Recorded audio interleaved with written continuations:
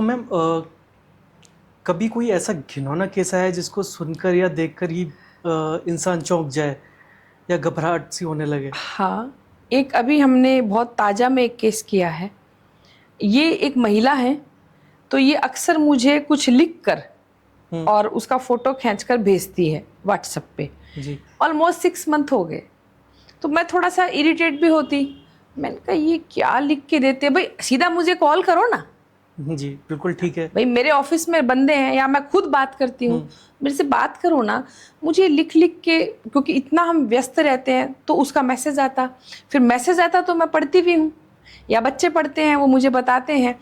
तो मैसेज में वो इस तरीके से लिखती, माँ ये मेरा मुझे इस तरीके से कर रहा है, माँ ये मुझे आज मार देगा, माँ इसने मेरे पूरे शरीर पे छाले डाल दिए। वो हाथों की फ़ोटो भेजती, तो मेरी आत्मा काँप गई, पूरे हाथ पे जैसे फफोले पड़े हुए।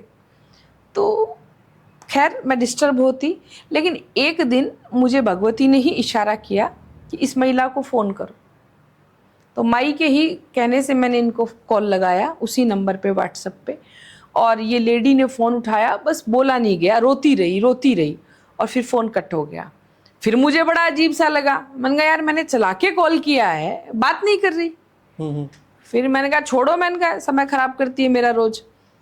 फिर एक दिन उसके तुरंत बाद उसने लिख के भेजा कि माँ ये मेरा मुंह बंद कर देता है, मुझे बोलने नहीं दे रहा। अब मैं सोचती ये कौन, तो मैं समझ तो गई थी, यानी प्रेत, इस बच्ची पे महाप्रेत थे। तो उसकी प्रॉब्लम्स के बारे में उसको बताने नहीं देता था? बताने नहीं देता था। वो ऐसे घर में थोड़ा बोलती थी, लेकिन जैसे वो अपनी पीड़ा बताने लगती वो उसका गला दबा देता था।